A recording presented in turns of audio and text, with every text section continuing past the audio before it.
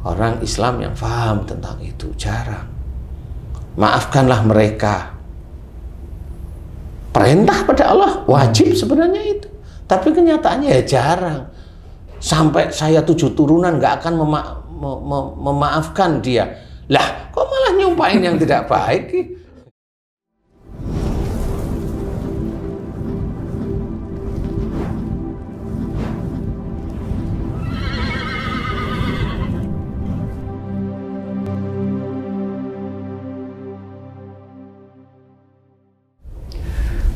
Bismillahirrahmanirrahim. Assalamualaikum warahmatullahi wabarakatuh. Waalaikumsalam warahmatullahi wabarakatuh. Para pemirsa dan sahabat beriman dimanapun berada, alhamdulillah kita berjumpa lagi di Ustadz Danu Official Channel. Semoga kita selalu dalam lindungan Allah Subhanahu wa Ta'ala. Amin ya Rabbal Alamin. Di video kali ini kita akan ngaji lagi bersama guru kita semua, Pak Ustadz Danu. Assalamualaikum Pak Ustadz. Waalaikumsalam warahmatullahi wabarakatuh. Amin. Alhamdulillah. Assalamualaikum Bang Ji. Waalaikumsalam Pak Tung. Amin, alhamdulillah. Nah, para pemirsa dan sahabat beriman dimanapun berada, kali ini kita akan bincang-bincang lagi bersama guru kita Pak Ustadz Danu. Mudah-mudahan nanti ini bisa bermanfaat untuk kita semua, khususnya bagi saya di sini. Pak Ustadz, jika seseorang itu punya temperamental yang tinggi, pemarah, saya lah misalnya, saya ya, marah sama ya yang paling sering kan istri, anak, seperti itu Pak Ustadz. Itu nanti hasilnya itu seperti apa? Itu. Ini kan Pak Ustadz mohon penjelasan ini Pak Ustadz. Iya. Bismillahirrahmanirrahim. Assalamualaikum warahmatullahi wabarakatuh. Waalaikumsalam warahmatullahi wabarakatuh. Amin ya Rabbal Alamin. Ya memang marah ini sebenarnya kalau sehari-hari itu sudah menjadi makanan orang sehari-hari. Jadi sudah dianggap kayak menghirup udara aja marah itu. Tapi kalau marah itu diomongin ke umum, khususnya orang-orang Islam ya, saudara-saudara kita, itu nggak akan percaya kalau marah itu yang menjadikan penyakit, nggak akan percaya.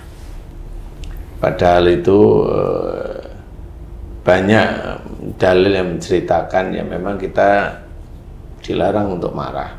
Salah satunya mau dalam Quran, fa'fu anhum, jelas di situ itu kan disuruh kita memaafkan orang lain. Jadi Allah mengajarkan baik. Kau tahu dengan lintalahum, lemah lembutlah kamu kepada mereka. Ini kan perkataan-perkataan baik sebenarnya. Jadi ajaran Islam seperti itu. Jadi kalau ada orang Islam yang emosional, kaku, menang-menangan, egois, ya memang walaupun dia sholat, memang dia nggak ngerti, dia tidak paham dengan sholatnya, dia sendiri itu nggak akan paham. Sebenarnya yang menyebabkan mudah sekali marah itu apa sebenarnya Pak? Mulut. Dari mulut ya? Mulut sama mata, sama hati, sama telinga itu. Sama otak. Sama otak ya. Jadi Komplit. Jadi marah itu memang suatu keadaan dari sisi ego ya, ego. Kemudian ada emosi. Emosi itu semua keadaan bisa, emosi sedih ya sedih, emosi marah ya marah, emosi yang hobinya dia ketawa, ngetawain sesuatu, dia emosi itu kan dasar aja. Jadi kalau marah itu kan ke poinnya marah. Nah, yang menyebabkan marah itu ya bersinggungan dengan ketidaksamaan antara apa yang difikirkan orang itu dengan apa yang dilakukan orang lain kepadanya itu biasanya. Ketersinggungan itu. Iya, ketersinggungan, ketidaksamaan aja itu ya sama. Umpamanya ketidaksamaan itu begini, kamu naik mobil nih sama istrimu nih. Ya, oke. Ya. Kemudian ada perempuan nih, ini hanya umpama ya tuh ya. Kemudian kamu hanya nengok biasa. Nengok biasa aja. Ya. Itu kalau istrimu itu nggak sama dengan yang apa yang kamu lakukan, itu bisa tersinggung, bisa udah pulang aja nggak usah pergi, bisa hanya cuma gara-gara nengokin aja ke perempuan. Kenapa ya gitu? Lah nggak tahu, saya belum pernah tanya kalau itu memang. Maksud saya begini, apakah sebaiknya setuju gitu. Gimana itu sebenarnya Pak Ustadz itu kan? Itu kan kamu. Berarti Nggak boleh. memaksakan ya. Kayaknya itu seperti di latar belakangi gitu. Iya. Jadi ya itulah yang harusnya dimengerti. Jadi apa? Ini kan hanya satu di antara banyak ketidakcocokan. Iya. Itu kan bisa diomongkan sebenarnya kenapa kamu marah gitu. Kan saya juga nggak kenal dengan sama perempuan itu. Lah kan laki-laki nggak seharusnya melihat kan yang tidak boleh 3 kali gitu. Yang memang yang paling pertama muncul itu. Kenapa kau lihat kan gitu? Wah itu dulu memang nggak tahu. Kok jadi serius ini? Ya sekali-kali naik mobil itu tutupi matamu gitu ya. Jadi intinya adalah marah ini sangat banyak dilakukan atau dikerjakan oleh semua orang, baik yang Islam maupun yang non-Islam itu banyak sekali. Cuma karena ini kajian Islami ya kita orang Islam harus berpikirlah. Makanya dalam salah satu hadis ceritakan jangan marah bagimu surga, la taktobal kal jannah. Itu nggak main-main. Jadi Allah itu memberikan peringatan yang harus kita perhatikan melalui Rasulullah. Jadi jangan marah bagimu surga itu ya difikirin. Jangan asal orang ngomong kemudian dia marah. Jangan marah bagimu surga. Kalau hanya tahu seperti itu, orang yang ngomong ke temennya jangan marah nanti kamu akan masuk surga. Dia kalau hanya tahu konteksnya saja ya dia nanti akan marah. Karena dia tidak tahu banyak dalil yang menjadikan kemarahan itu menjadi suatu musibah, itu nggak pernah tahu. Nah kalau ada orang yang mulai tahu bahwa efek marah itu apa, umpamanya marah dengan tekanan tinggi, umpamanya lihat aja uji coba aja, kamu teriak-teriak umpamanya ya tuh ya Pak Haji ya, teriak-teriak, kemudian di sini serak, 3 hari atau seminggu, kan nyata itu bahwa kamu marah itu serak. Betul. Efeknya kan gitu. Setelah serak, selain serak apa batuk, kan nyata itu bahwa omongan yang keras kenceng itu menyebabkan serak dan batuk. Itu kan baru omongan seharian itu aja sebenarnya. Coba kalau itu dilakukan terus menerus, kan gitu. Akhirnya ya di daerah sini ini akan terbakar, makanya muncullah lendir di tenggorokan. Kalau marah itu di dalam pikiran, otak, ya normal kalau otaknya itu ada tumornya kalau dia marahnya itu diem. Kalau dia melihat sesuatu nggak cocok kemudian emosi atau marah, kemudian matanya ada tumornya, normal aja. Nah itu sampai sekarang pun teman-teman dari kedokteran barat, karena orang-orang sekarang itu kan ilmu kedokteran yang diajarkan. Padahal di dalam Islam itu sebenarnya banyak istilahnya ayat-ayat yang implisit itu sebenarnya berhubungan dengan penyakit. Contoh yang kita dilarang untuk suuzon, ya kan, suuzon itu kan dilarang. Tapi pernahkah orang tahu bahwa suuzon itu menyebabkan pusing? Nggak akan pernah tahu. Padahal ya suuzon itulah yang menyebabkan pusing, itu penyakit ringan. Kalau yang berat apa? Suuzon terhadap diri sendiri. Suuzon gimana? Umpamanya kamu ditekan sama istrimu, ditekan terus nih, akhirnya ketakutan, akhirnya kamu punya pikiran, kayaknya aku jadi suami kok nggak manfaat ya. Itu kalau kamu pikirin beberapa hari, di otak itu seremnya, serem, mati aja enak gitu di sini. Nah itu sebenarnya awal dari suuzon. Suuzon kenapa? Suuzon karena tertekan. Sehingga suuzonnya gimana? Kayaknya hidupku ini nggak manfaat. Itu kan suuzon untuk diri sendiri. Salahnya siapa itu? Kan ditekan, yang menekan yang salah, tapi yang kena akhirnya yang ditekan itu. Ya ada yang salah itu yang menekan, ada juga yang salah yang tertekan itu yang berbuat salah awalnya dengan yang menekan. Dia. Iya. Seperti bola salju. Iya sama. Berpikirnya nggak kreatif tuh yang berpikir seperti itu. Iya. Itu suuzon, itu jadinya skizofrenia. Makanya banyak orang bunuh diri karena skizofrenia. Banyak orang membunuh anaknya skizofrenia. Seperti itu, dan itu penyakit di Indonesia itu paling banyak Karena emosionalnya cukup tinggi. Orang Indonesia itu kan emosionalnya cukup tinggi. Bagaimana itu bisa begitu ya Pak Ustadz? Ya? Kan kok jadi terklaster-klaster gitu sepertinya, kelompok-kelompok gitu Pak Ustadz? Ya kelompok gimana maksudnya? Ya orang Indonesia itu emosionalnya tinggi gitu. Ya emang begitu. Coba aja kalau netizen itu paling kacau itu di Indonesia. Tapi Pak Ustadz kenapa bisa sabar ya Pak Ustadz? Ya, Pak? Kan Pak Ustadz sering ditipu, kenapa nggak marah Pak Ustadz? Ya karena tahu kalau yang sudah tertipu uang umpamanya itu kan juga tahu bahwa oh ini ujian dari Allah Ta'ala yang saya harus kehilangan uang. Berarti mikirnya terus seperti itu? Ya memang harus seperti itu. Berpikirlah bahwa apa yang terjadi hari ini enak atau tidak enak itu ketetapan dari Allah Ta'ala. Atas izin Allah. Jadi ketetapan dari Allah Ta'ala. Kalau memang tidak mampu berpikir seperti itu, ya goyah iman kita pasti. Kalau marah sama aja protes sama Allah? Iya, kalau marah sama aja protes sama Allah Ta'ala. Seperti itu. Marah sama siapanya dulu nih? Saya sering baca tuh,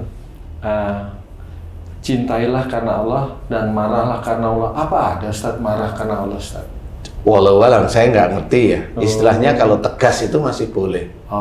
Tapi kalau marah itu saya nggak ngerti maksudnya. Tetap saya akan bilang saya nggak ngerti karena saya butuh kalimat yang komplit. Marahnya itu di mana posisinya, karena Allah itu di mana posisinya itu. Karena kalau orang zaman sekarang itu kalau dia marah, saya marah karena benar gitu. Bukan karena Allah. Kalau kita balik, Rasulullah itu selalu benar. Dia dimaki orang, ditempuk, di ini, tapi yang nggak pernah marah. Kan seperti itu. Jadi apa yang mau diinginkan oleh dia. Makanya marah karena Allah itu saya masih belum ngerti maksudnya. Saya tetap akan bilang saya masih belum ngerti maksudnya. Mungkin ketegasan seseorang dianggap oleh orang lain itu marah kali. Kan nggak bisa itu seperti itu juga. Jadi kalau mencintai karena Allah Ta'ala itu mencintai yang mana karena Allah Ta'ala? Kan begitu ya. Saya nggak ngerti. Iya, mencintai karena Allah. Kadang-kadang yang namanya tung ya bisa kok mencintai karena Allah itu kata akal-akalannya kan gitu ya. Mencintai karena nafsu itu jelas itu. Jadi mencintai karena Allah itu umpamanya begini, ada orang ya umpamanya dia bertanya, diberi masukan, diberi nasihat, didakwai umpamanya. Nah, pada saat orang itu ditanya umpamanya, kamu mendakwai dia kenapa? Dia kasihan seperti ini, kalau nanti dia seperti ini, nanti hasilnya seperti ini. Jadi karena dia bertanya, saya kasihlah dia nasihat seperti itu. Kenapa kamu nasihatin? Ya karena dia saudara saya, ya saya memberikan nasihat karena Allah agar dia tidak terpuruk. Nah itu boleh. Ya itu mencintai saudaranya karena Allah itu boleh. Kan tergantung jawaban. Ya benar. Kalau mamanya Haji J suka sama perempuan, kenapa kamu suka? Saya suka dia karena Allah. Kan repot nanti. Sama-sama cinta yang mana ini kan gitu ya. Nah inilah yang harus kita fahami. Jadi marah karena Allah yang bagaimana? Selama ini marah itu ya masuk neraka ya istilahnya. Implisitnya kan la tatab walakal jannah. Jadi ya kita harus pahami itu dulu. Jadi kalau ada marah karena Allah itu yang mana nih? Ini kalimat mana ini kan gitu. Jadi enggak, kalau tegas boleh karena memang tegas itu memang ada dalam Quran. Jadi Rasulullah itu dengan orang kafir tegas. Jelas, bukan marah. Kan gitu ya, harus dipahami di situ. Jadi kalau memang tegas dengan ya. Jadi intinya adalah kalau tegas itu kan memberikan dakwahnya, memberikan dindingnya. Dinding itu maksudnya ya pembatas seperti itu tegas tetap. Sama seperti bahwa kamu jangan marah tuh sama istrimu, itu tegas juga. Sama. Nah, Ustaz, kalau seseorang yang pernah disakiti oleh orang lain dan sulit melupakan atas kesalahan orang tersebut, apakah itu masih dibilang emosional, Ustaz? Iya, itu ada unsur benci. Ada unsur benci istilahnya kalau teringat, tapi kalau ingin membalas ada unsur dendam. Nah, dendam benci ini sendiri sebenarnya itu adalah bisikan setan yang setannya sendiri pasti sudah ada dalam hati kita. Karena unsur benci itu sebenarnya bisa dihilangkan kalau orang atau kalau kita sendiri itu mengerti bahwa benci itu tidak boleh. Kalau marah itu level berapa itu seperti itu, Ustaz? Kalau benci itu marah itu sudah level-level tinggi dia, udah sulit untuk menghapus. Dan itu kalau orang kena itu biasanya nanti sering mual, ya. Nanti kalau dia bencinya kemana nih? Ke istrinya, ya nanti akan bisa menjadi apa namanya lever, hatinya yang kena, lever keras. Kalau momennya dia benci kepada orang tuanya, ya kanker hati, jadi meningkat istilahnya. Jadi makanya kita belajar untuk tidak disakitin orang, ya tahu kalau itu ujian aja dari Allah Ta'ala untuk menguji iman kita. Jadi orangnya sendiri nggak minta maaf, yang biarin aja. Wong itu urusan dia sama Allah. Nah, kalau kita tahu seperti itu, makanya istilahnya kalau kita banyak mengingat Allah, hati menjadi tenang, itu sudah jelas. Jadi disakiti bukan marah, tapi sakiti senyum aja. Dia yang nanti menanggung, kan seperti itu. Jadi marah itu bisa kita kendalikan kalau kita itu mau belajar tentang ayat-ayat Allah, tentang hadis-hadis sahih itu sendiri. Jadi bisa kita belajar bahwa yang terjadi di kita itu adalah yang terbaik dari Allah Ta'ala. Jadi yang umpamanya Allah memberikan kita rizki, yaitu yang pada saat itu baik untuk kita dan ujian untuk kita. Kalau pada saat itu kita merasakan tidak enak, yaitu baik untuk kita dan ujian untuk kita yang namanya tidak enak. Kan seperti itu. Sama umpamanya kita makan satu musangking, satu montong umpamanya. Kalau seorang makan musangking sama montong, musangking dulu dimakan nih, wah enak, alhamdulillah enak nih musangking nih. Itu ujian bagi kita. Tapi yang enak. Ujiannya di mana, Ustaz? Ujiannya enaknya. Setelah enak itu mau ngapain dia dengan enak itu? Mau nambah lagi atau gimana? Kalau nambah masih boleh kalau memang dia itu kelaparan. Yang negatif apa? Yang negatif itu biasanya dia bangga, aku habis makan musangking nih. Kan itu ujian sebenarnya. Padahal harga musangking itu per kilo berapa? Per kilo itu sekitar hampir 500.000. Padahal musangking yang kecil itu paling tidak itu 1,9 sekali makan. Nah, hampir 2 kilo rata-rata ya. Nah, itu kan seperti itu. Nanti pada saat dia makan musangking, apakah dia pamer kepada orang lain? Ada ujub, ada riya. Di situ kan ujian sebenarnya. Sama seperti umpamanya haji nih, maaf nih Ci, tapi ini hanya umpama ya. Umpama dulu gaji di MNC sekitar 10 juta nih. Suatu ketika haji itu dapat uang walau dari mana, entah proyek itu dapat 30 itu proyek lah. Nah, pertanyaan saya ini 30 ini mau diceritain kemana saja nanti. Itu kan sama menguji sebenarnya. Kan kalau pada waktu kita itu mendapatkan uang yang lebih dari biasa, itu kan gatel ini mulut itu mau ngomong, otak berencana mau bagaimana, itu gatel. Nah, inilah ujiannya. Seperti itu. Jadi kalau ada Pimpro, tiap tahun itu mobilnya ganti lebih baik. Nah, itu ujiannya di situ. Itu ujiannya si Pimpro itu, Pak? Iya, ujiannya Pimpro itu. Sama yang ngeliat juga jadi ujian akhirnya. Iya, sama. Iya, benar. Jadi ujian Pimpro satu, gajinya Pimpro itu mamanya 15 juta mamanya. Bisa nggak dia beli Civic, bisa nggak dia beli Fortuner mamanya dalam waktu sekian. Besoknya lagi naik lagi, dia menjadi beli CR-V mamanya. Kan lebih mahal nih. Lebih mahal. Nah, pada saat itu ditanyain, kamu dari mana? Dari itu. Nah, berarti enaknya dia itu memang dari ngambil sesuatu. Jadi ujian dari dia melakukan kedoliman bagi orang lain dan juga bagi dirinya sendiri. Yang dengar juga ujian juga, Ustaz? Ya ujian. Fitnah atau gibah atau dan sebagainya, itu menguji semua. Jadi ujian itu setiap saat. Makanya kalau tahu cukup, jangan punya pikiran jelek kepada orang yang mencuri atau orang yang korupsi. Enggak, biasa aja. Kita menceritakan sama seperti kita menceritakan sholat subuh itu 2 rakaat. Iya. Ya, qobliyahnya cukup 2. Kalau duhur itu 4 rakaat. Ada yang dikerjakan qobliyah dan ba'diyah, ada. Itu kan biasa aja. Kan enggak kemudian sholat duhur 4 rakaat. Loh, saya itu 2 biasanya loh. Kan ya kan. Kan yang satu enggak, biasa saja. Nah, tekanan biasa ini tidak ada unsur mau ghibah, mau jelek-jelekin. Enggak, ini hanya cerita biasa.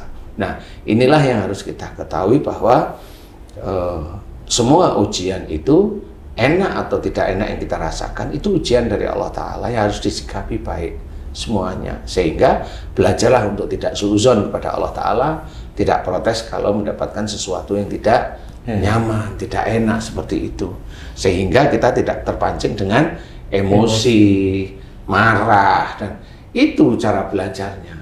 Semua ayat-ayat Quran bisa kok, coba kita lihat itu bagaimana Fir'aun itu bertempur dengan Musa. Kan dia kan ada arogansinya di situ. Kita kan bisa berpikir, oh, kenapa Fir'aun ini yang memang jadi musuhnya Nabi Musa banyak diceritakan di dalam Quran? Ya kita harus belajar dari jeleknya Fir'aun ini agar kita tidak seperti dia. Kan seperti itu. Banyak dari orang-orang umpamanya belajar dari Quran. Kenapa orang LGBT itu diceritakan dalam Quran? Zamannya Nabi Lut itu, kan begitu. Nah, agar kita itu belajar dari umatnya Nabi Lut ini agar tidak seperti itu. Kan bukan, loh itu kan ada dalam Quran berarti boleh loh, kan kacau nanti. Di Quran itu ada yang boleh, ada yang tidak boleh gitu loh maksudnya. Jadi bukan ditulis itu terus boleh, kan gitu ya. Nah, inilah yang harus kita pahami bahwa pelajaran-pelajaran dari Quran, kalau itu kita sudah mengerjakan ayat demi ayat yang bisa kita kerjakan. Contoh umpamanya di dalam Quran kan ada doa Nabi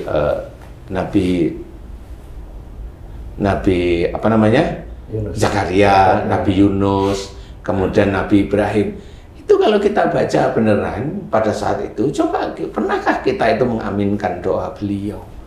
Kan tidak pernah, baca aja biasa. Padahal pada saat kita baca itu doa para nabi itu ya aminkan. Karena kita itu benar-benar menghadap pada Allah Ta'ala. Kalau memang ada perilaku-perilaku orang-orang kafir di dalam Quran itu, ya kita ikut istighfar. Kenapa? Siapa tahu memang sifatnya orang kafir itu ada pada kita. Sehingga disitulah nanti Allah itu memberikan pemahaman kepada kita itu, orang ini paham sebenarnya. Jadi musuhnya Rasulullah ditulis di dalam Quran, musuhnya Nabi Musa ditulis di dalam Quran, kan seperti itu. Musuh-musuh yang lain-lain, musuhnya Nabi Lut yaitu umatnya, banyak cerita seperti itu. Nah itu untuk belajar kita sebenarnya. Itu kan perilaku-perilaku tidak baik. Bukan berarti mereka tidak mau menyembah kepada Allah Ta'ala saja. Bukan hanya itu saja. Kan gitu. Bisa aja orang itu menyembah kepada Allah tapi perilakunya ya sama seperti mereka yang memang Allah tidak menyukai. Jadi jangan dianggap remeh Quran itu. Tidak hanya dibaca aja. Ya kalau dibaca aja ya biasa aja membaca akhirnya. Nah itulah akhirnya nanti orang itu dia memang tahu, dia sering baca Quran tapi nggak ngerti isinya Quran. Karena dia hanya membaca. Dia hanya menghafalkan aja, tapi tidak ngerti apa yang dia hafalkan.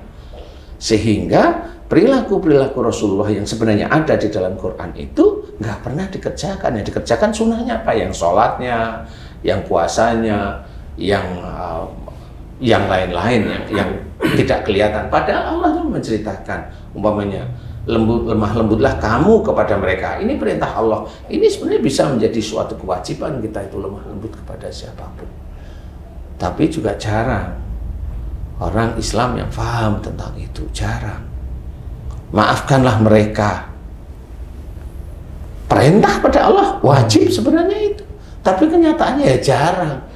Sampai saya 7 turunan nggak akan memaafkan dia. Lah, kok malah nyumpain yang tidak baik? Kan seperti itu. Nah, inilah yang harus diketahui. Marah itu sama aja bencana. Ustaz, marah itu kan identik dengan kesulitan, Ustaz. Sulit itu maksudnya jika Allah kasih kesulitan pada hambanya, kadang tidak terima dalam artian protes gitu loh. Kesulitan disakitin orang berarti kan kesulitan buat dirinya nih. Dikaitkan dengan Al-Quran, di balik kesulitan ada kemudahan. Nah, benar itu. Jika kita dikasih kesulitan kita marah, berarti kemudahan itu tidak ada, Ustaz. Tidak akan didapatkan. Jadi kalaupun dia itu mendapatkan dari Allah Ta'ala, ya tidak akan ada manfaatnya bagi dia. Dia nanti akan mendapatkannya hanya kesenangan nafsunya, biasanya seperti itu. Dan tidak tahu kalau itu dari Allah Ta'ala. Makanya kalau Haji J tadi bilang, orang Islam itu rata-rata kalau dia itu menjadikan basicnya itu fa inna ma'al usri yusran, inna ma'al usri yusra, ini bagian yang uang, bagian yang harta biasanya. Paham ya maksudnya? Sulit ini kok nggak dapat. Oh, fa inna ma'al usri yusra, inna ma'al usri yusra. Dia hanya masalah itu sebenarnya. Ya, padahal luas ya. Padahal luas. Pada saat dia itu dimaki oleh orang lain, ayat ini tuh berlaku sebenarnya. Iya. Di balik kesulitan nggak mampu menjawab, kesulitan nggak bisa. Kenapa? Yang maki kita itu saudara kita, yang memfitnah itu saudara kita, yang ngompor-ngompori saudara kita ke jamaahnya, umpamanya itu ya saudara kita, jamaahnya ya saudara kita. Akhirnya kita kan kesulitan mau apa? Mau ngomong juga nanti malah ribut, nggak karu-karuan. Nah, kita memilih tenang. Tenangnya kita ambil tadi. Fa inna ma'al usri yusran, inna ma'al usri yusra. Nah, di titik itulah kita paham, di balik kesulitan, iya itu kita diuji oleh Allah Ta'ala melalui saudara kita difitnah, kita dimacem-macem sampai seperti itu. Akhirnya serahkan sama Allah, nanti Allah yang akan mencari kemudahan-kemudahan untuk kita.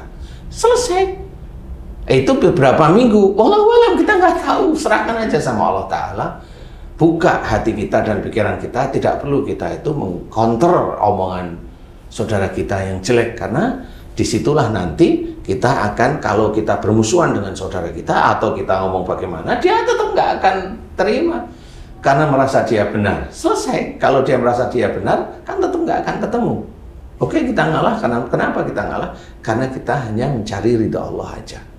Kalau dia, karena dia itu merasa dia pintar, karena dia merasa dia itu hebat, karena merasa dia itu ustadz, karena merasa dia itu syekh umpamanya, merasa aja sebenarnya, sehingga lupa bahwa dia itu saudaranya. Harusnya dia belajar. Kalau tidak tahu, jangan bicara. Ada ustadz, ada syekh yang ngomong, marah, sakit kok dari marah. Lah, karena dia nggak punya referensinya. Karena dia nggak punya referensinya, ya asal ngomong. Ah, akhirnya omongannya dia, akhirnya diugemin, digugu ya apa? Dipercaya oleh jamaahnya. Dikiranya dia yang benar. Padahal bisa aja ustadz atau syekhnya itu yang salah di hadapan Allah Ta'ala. Karena apa? Nggak ngerti isinya Quran. Karena apa? Dia hanya hafal. Pendalaman nggak ngerti. Dia hanya hafal. Seperti itu. Kata gurunya begini. Akhirnya kan kata gurunya. Padahal gurunya nggak pernah tahu bahwa marah itu bisa menyebabkan masuk neraka. Nggak ngerti. Pendalamannya nggak tahu. Dia hanya hafal aja seperti itu. Kan seperti itu. Jadi saat ada orang naik mobil, kalau belok kiri ya beloknya kiri seperti ini, belok kanan. Kalau dia seorang pembalap, cara belok kiri beda dengan cara orang yang belok kiri biasa. Nah, inilah istilahnya kalau orang-orang diberi hidayah, diberi pemahaman oleh Allah. Makanya kalau ayat seperti tadi, di balik kesulitan ada kemudahan, itu semua. Di balik kesulitan ada kemudahan. Kita ditipu sama teman kita, kan sulit kita ngambil, wong HP-nya dimatikan, kan sulit itu tetap. Nah, kita langsung mengingat ayat ini, selesai. Biarkan Allah nanti yang akan membukanya. Kalau momennya tidak dibayarkan, sudah, biarin aja. Di balik kesulitan ada kemudahan, semuanya gitu. Umpamanya kesulitan Haji J, kalau di rumah selalu ngepel, selalu nyetrika, nyuci baju umpamanya, itu kesulitan bagi Haji J yang memang sehari-hari sudah cari rizki umpamanya. Nah, Kemudahannya gimana? Lah kalau masalahnya tidak diungkap di titik kan kemudahannya belum dapat. Bisa aja kemudahan nanti di akhirat, bisa kalau bisa menerima dengan ikhlas. Ya. Tapi bagi yang menjadikan kesulitan haji siapa? Oh, itu juga kesulitan lagi nanti di akhirat kan gitu. Bener nggak ya Cia? Iya. Di balik kok kesenangan mendapatkan kesulitan. Iya, kan sama semuanya ya. Semuanya diberitahukan. Kalau memang ikhlas bisa aja mendapatkan pahala nanti di akhirat. Iya, tapi siapa yang menjadikan haji kesulitan? Belah. Pasangannya. Akhirnya apa? Akhirnya didu itu akhirnya rontok semua, nggak dapat karena yang bikin masalah itu yang harus diselesaikan, wajibnya istilahnya. Kalau mamanya istri, ya wajibnya istri kasih tahu beneran gimana caranya, seperti itu. Nah, marah akan menjadikan masalah, marah di dalam pikiran akan menjadi pusing, itu yang kelas ringan. Kalau marah yang disimpan terus-menerus bisa aja dia stroke. Orang stroke itu kan dia ada masalah, nggak ketemu jalan solusinya, adanya jengkel aja, pecah pembuluh darah atau penyumbatan pembuluh darah, stroke.